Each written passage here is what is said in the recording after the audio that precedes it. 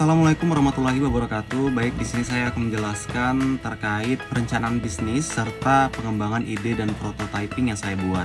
Nah, jadi di sini saya membuat salah satu jasa atau artikel mengenai jasa kosanku. Nah, jadi beberapa tahun terakhir perkembangan teknologi digital telah membawa perubahan besar dalam sebagai aspek kehidupan, termasuk persewaan properti seperti kos-kosan. Makanya saya mengangkat hal ini karena di kampus yang saya pilih ataupun Universitas Bangka Belitung itu minim mengenai informasi terkait kos-kosan yang ada di sekitar Universitas Bangka Belitung. Makanya saya mengangkat ini untuk mempermudah atau memberikan informasi kepada mahasiswa baru ataupun mahasiswa yang sudah kuliah di Universitas Bangka Belitung untuk mengetahui kos-kosan yang ada di sekitaran Universitas Bangka Belitung. Nah, sebelum kita membahas lebih dalam lagi, kenalin, nama saya M. Saputra. Saya merupakan salah satu mahasiswa dari angkatan 2022 dan saya mengambil mata kuliah konsentrasi startup. Nah, jadi di sini mata kuliah pengampu startup seminar digital startup bisnis yang diampu oleh dosen Bapak Rian Dedi Setiawan MAB. Oke, baik, langsung aja kita masuk ke pembahasan. Nah, jadi salah satu segmen yang berubah adalah pasar sewa rumah kos ya, yang biasanya digunakan oleh pelajar atau pekerja muda dan individu yang membutuhkan akomodasi sementara. Nah, di Indonesia sendiri, kebutuhan akan kamar kos yang nyaman, aman, dan terjangkau terus berkembang pesat. Nah, mengingat pertumbuhan penduduk perkotaan yang signifikan dan meningkatnya mobilitas pelajar dan pekerja di kota-kota besar, namun meski permintaannya tinggi, sektor persewaan wisma di Indonesia masih menghadapi banyak tantangan. Pasar guest house Indonesia, khususnya di kota Pangkal Pinang, didomisili oleh sistem tradisional yang memerlukan kunjungan pribadi untuk mencari kamar yang sesuai. Nah, jadi calon penyewa harus menginvestasikan waktu, tenaga, dan uang untuk investasi di lokasi yang bisa memakan banyak waktu. Selain itu, komunikasi antara penyewa dan pemilik kos seringkali hanya sebatas kontak langsung atau media komunikasi yang terdesentralisasi sehingga lebih hemat waktu dan tenaga. Nah, jadi teman-teman, hal ini tuh menjadi semakin kompleks mengingat pesatnya perkembangan industri digital yang memungkinkan layanan pencarian dan persewaan online. Menghadapi tantangan tersebut, startup kosanku menawarkan solusi inovatif untuk mengatasi kesulitan yang dihadapi baik oleh penyewa maupun pemilik kos. Nah, kosanku merupakan platform digital berbasis aplikasi yang menghubungkan penyewa dan pemilik kos secara langsung secara real time, sehingga penyewa dapat menemukan kamar kos yang sesuai dengan kriteria baik itu harga maupun fasilitas dan lokasi yang mereka mau gitu. Nah, dengan pemanfaatan teknologi digital, kosanku berupaya meningkatkan efisiensi, transparansi, dan kenyamanan dalam mencari dan menyewa kos. Jadi semua teman-teman juga bisa memeriksa rating dan ulasan dari pengguna lain. Jadi pengguna sebelumnya, jadi teman-teman bisa melihat rating, entah itu penggunaan kosnya yang bagus, entah itu sesuai dengan yang mereka inginkan. Jadi teman-teman bisa melihat di situ. Nah, serta membayar dengan aman. Jadi teman-teman juga bisa mengetahui apakah kos-kosan yang kita pilih itu sistem pembayaran tuh aman atau enggak gitu. Terus lanjut, selain itu penerapan lahan kecil memberikan manfaat yang besar bagi pemilik kos. Dalam hal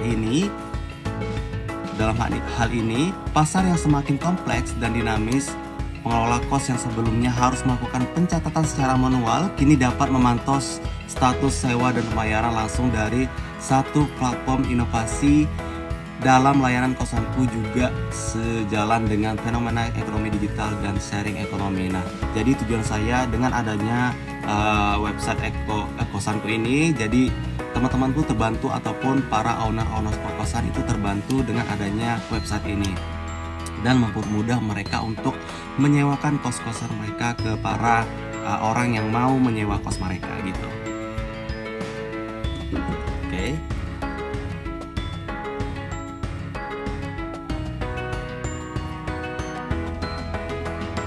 Oke. Nah, jadi jenis startup yang saya pilih itu adalah kosanku ya teman-teman. Nah, jadi kosanku ini adalah perusahaan baru yang menggunakan teknologi digital dalam bidang PropTech atau properti teknologi. Nah, ini tuh untuk membantu orang mencari dan memesan kamar kos. Sebagai bisnis baru, jenis kosanku masuk ke dalam beberapa kategori, yaitu yang pertama, termasuk ke dalam platform marketplace. Nah, kosanku ini bertindak sebagai jembatan antara orang yang mencari kos dengan orang yang memiliki kos. Nah, model marketplace ini membantu orang yang mencari kos untuk menemukan tempat tinggal yang cocok dan membantu pemilik kos untuk mengiklankannya, seperti mereka dan mendapatkan penyewa dengan mudah. Terus juga yang kedua itu platform sebagai penyedia properti. Nah, startup ini menyediakan layanan teknologi untuk memudahkan akses ke properti kos melalui aplikasi digital. Yang saya sebut tadi adalah Kosanku. Terus yang ketiga, itu ada startup berbasis aplikasi mobile. Jadi kalau bisa nanti setelah menjadi website itu nanti Kosanku ini itu menjadi suatu aplikasi yang bisa diunduh di App Store maupun di Play Store, teman-teman. Terus yang keempat adalah startup berbasis teknologi properti. Yang tadi jenisnya adalah PropTech, ya teman-teman, dengan menggabungkan teknologi digital dengan industri properti. Nah, jadi Kosanku ini termasuk dalam kategori PropTech, yaitu startup yang menggunakan teknologi untuk mengatasi berbagai tantangan di industri properti. Teknologi ini dapat membantu orang yang memiliki kos untuk mencari penyewa dengan lebih efisien dan memasarkan properti mereka secara lebih efektif. Itu ya, salah satu tujuan dari teknologi properti ini. Terus yang kelima, startup sosial. Nah, jadi sebagai platform yang fokus pada penyedia tempat tinggal, Kosanku juga memberikan dampak sosial yang penting. Nah, terutama bagi mahasiswa dan pekerja di Kepulauan Bangka Belitung yang butuh akses mudah ke tempat yang mereka inginkan gitu. Kosanku menciptakan sistem yang lebih adil dan dapat dipercaya di pasar hunian, sementara dengan memberikan transparansi harga dan fasilitas serta ulasan dari pengguna sebelumnya. Sebagai startup berbasis teknologi, Kosanku adalah platform marketplace properti dan aplikasi mobile yang fokus pada kemudahan akses tempat tinggal dengan dampak sosial yang baik gitu. Nah, jadi salah satu manfaat dari jasa Kosanku tadi ataupun platform Kosanku tadi adalah yang pertama itu untuk memudahkan akses bagi pengguna. Terus yang kedua meningkatkan visibilitas bagi pemilik kos. Terus yang ketiga meningkatkan efisiensi dalam proses pencarian dan transaksi. Terus tuh yang keempat membantu platform yang terpercaya dengan ulasan dan rating dari pengguna sebelumnya. Terus yang kelima menerapkan teknologi digital dalam industri properti. Terus yang keenam menciptakan ekosistem digital yang terintegrasi. Dan yang terakhir adalah membantu para mahasiswa untuk mencari kos yang sesuai dengan yang mereka inginkan, mulai dari fasilitas, harga, tempat, dan lain sebagainya. Nah, ada pula salah satu tantangan dari jasa Kosanku ini. Yang pertama adalah persaingan yang ketat seperti Mami Kos ya. Seperti yang kita tahu sekarang ada Mami Kos. Itu mungkin salah satu tantangan nantinya untuk jasa Kosanku ini. Terus yang kedua itu ada adopsi teknologi oleh pengguna. Terus yang ketiga itu keamanan data dan privasi. Seperti yang kita ketahui sekarang tuh sangat marak itu pencurian data dari website-website yang tidak kita kenal ya teman-teman. Terus yang keempat membangun kepercayaan pengguna. Terus yang kelima skalabilitas dan infrastruktur. Terus yang keenam tantangan operasional dan pengelolaan. Yang ketujuh perubahan peraturan dan regulasi. Dan yang terakhir adalah pengelolaan sumber daya manusia yang sulit untuk kita cari gitu.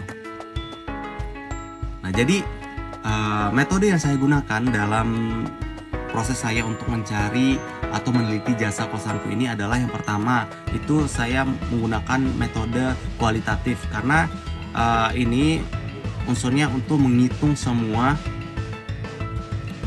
yang bertujuan untuk menggambarkan, menganalisis dan menginterpretasi fenomena yang terjadi di dalam startup Kosanku, baik dari perspektif pengguna maupun pemilik kos tersebut. Nah, jadi data yang diperoleh akan digunakan untuk menggali informasi yang mendalam mengenai pemanfaatan teknologi dalam bisnis properti di daerah tersebut. Nah, yang kedua, teknologi pengumpulan data yang saya gunakan adalah melakukan wawancara.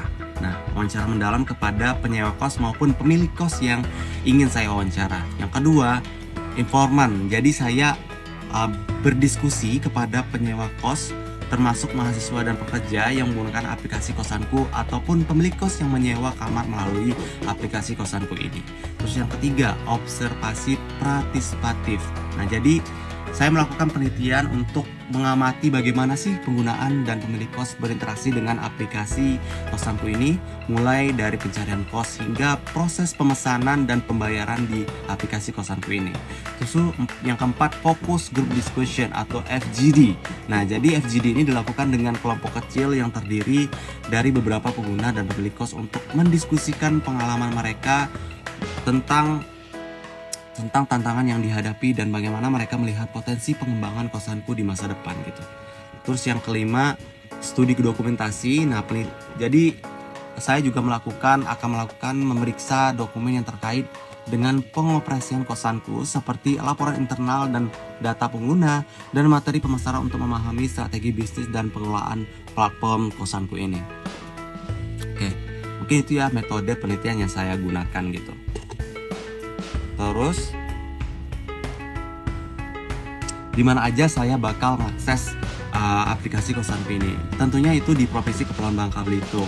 Mulai dari kosanku yang ada di Pangkal Pinang, Susul Tanjung Pandan, daerah sekitaran kampus dan perkantoran seperti Balunijuk dan lain sebagainya.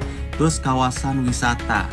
Nah, seperti yang kita ketahui di Bangka Belitung itu banyak sekali wisata pantai. Nah, di situ juga ada penginapan yang disewakan di sana. Jadi saya terinspirasi untuk membuat Kosanku ini untuk menaruh di sana juga sebagai salah satu alat informan bagi para wisatawan ingin mencari tempat inap yang sesuai dengan budget ataupun lokasi yang mereka inginkan gitu. Terus juga saya melakukan analisis pasar sebelum mengetahui semua hal tersebut. Jadi saya bersama teman-teman saya itu melakukan analisis pasar sebelumnya di mata kuliah sebelumnya, ya mata kuliah startup Ibu Tiara Fitari. Saya melakukan analisis pasar terlebih dahulu, baru saya melakukan segmentasi demografis, saya melakukan terjun ke lapangan langsung untuk mencari lokasi yang sesuai untuk dimasukin dalam aplikasi Kosanku ini. Nah, juga saya melakukan targeting di dalam aplikasi Kosanku ini. Nah, jadi setelah melakukan segmentasi pasar, langkah selanjutnya tuh saya menentukan target pasar yang paling potensial bagi kosanku. Salah satunya tuh di Universitas Bangka Belitung, di sekitaran Universitas Bangka Belitung itu di Kecamatan Balunijuk salah satunya. Di situ kan banyak sekali mahasiswa yang cari kos-kosan di sana ya. Apalagi kalau mahasiswa baru itu sangat tinggi untuk tingkat pencari kos-kosannya di sana. Oke. Terus saya juga melakukan analisis BMC. Nah, jadi saya juga melakukan analisis BMC. Mungkin kalau misalnya saya jelaskan panjang banget, langsung aja deh. Yang pertama itu adalah customer segment. Nah, jadi yang pertama saya lakukan adalah saya cari dulu nih siapa segmen pelanggan yang bakal saya butuhkan. Pertama, salah satunya mahasiswa ya kan, mahasiswa, pelajar. Terus yang kedua, pekerja profesional. Terus yang ketiga, wisatawan dan pengunjung. Terus yang terakhir adalah pemilik kos yang ingin menyewakan kos-kosannya kepada para pelanggan yang mencari kos-kosan tersebut. Nah, yang kedua itu ada point value proposition. Nah, jadi di aplikasi Kosanku ini tentunya saya akan menyediakan kemudahan akses di dalam tersebut, jadi tidak meribetkan para pengguna untuk menggunakan aplikasi Kosanku ini. Terus juga pembayaran digital yang aman. Jadi di sini saya bakal menyediakan pembayaran yang aman dan bisa diakses untuk seluruh pembayaran, misalnya PayPal, Dana, GoPay, e-wallet lainnya, dan kartu kredit, kartu debit juga bakal saya sediakan di sini. Channel, saluran yang bisa diakses di aplikasi ini, yang pertama itu di website teman-teman, yang kedua itu di aplikasinya, dan yang ketiga di media sosial itu teman-teman.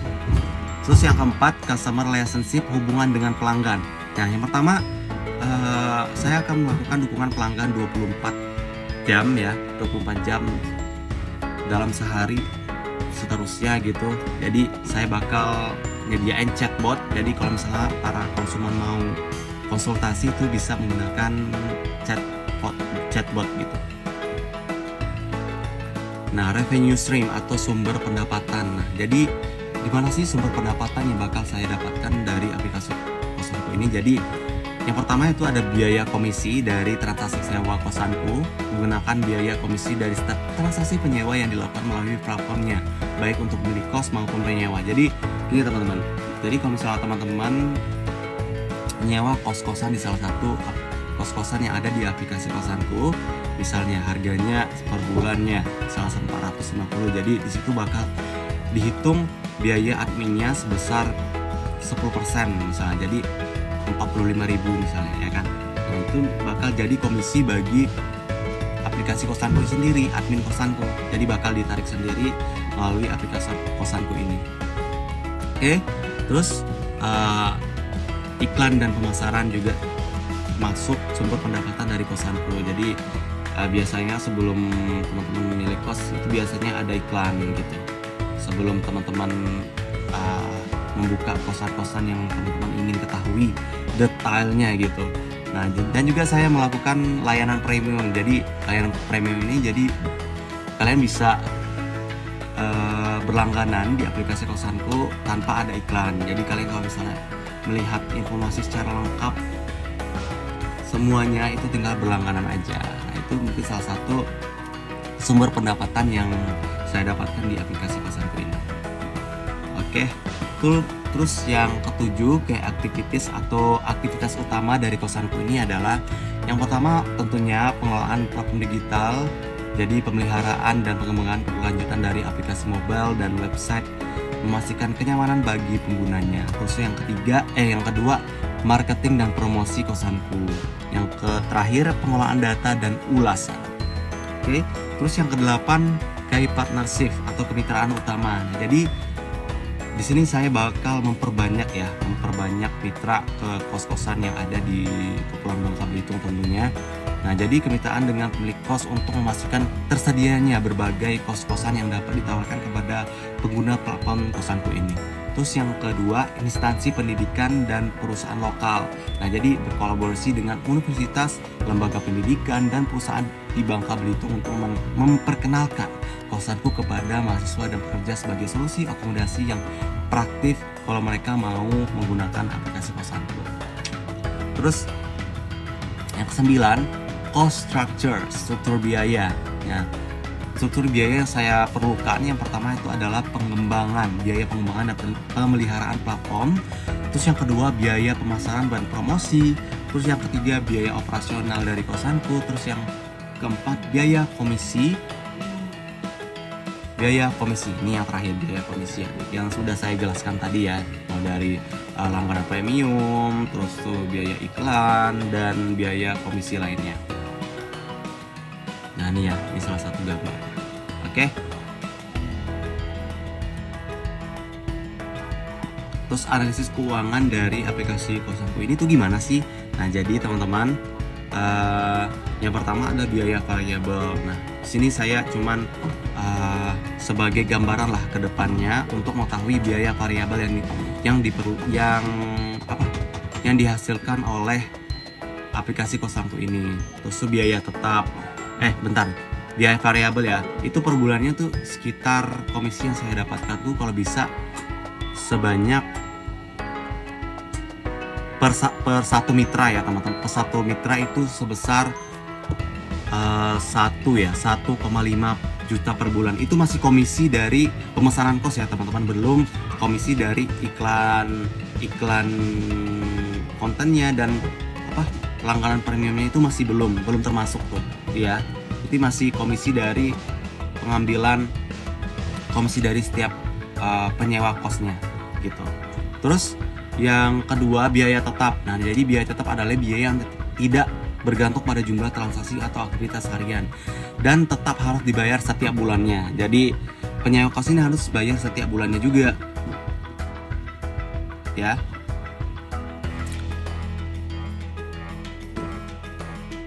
Terus juga gaji karyawan, terus biaya server dan hosting ini masih banyak yang diperlukan gitu.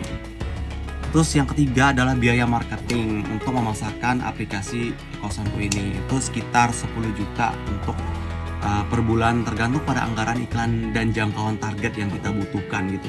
Misalnya kita butuhkan per bulan tuh 5 influencer yang mau kita promosiin gitu, minta kita apa yang untuk kita minta bantu promosiin kosanku ini itu sebanyak 5 influencer gitu kan.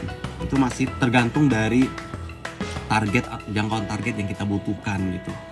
Kalau misalnya kita udah nyapai target kan nggak perlu lagi gitu kan ya kita menggunakan influencer lainnya gitu ya, jadi sesuai dengan jangkauan target yang kita butuhkan aja. Nah terus kerjasama dengan influencer yang udah saya bilang tadi ya.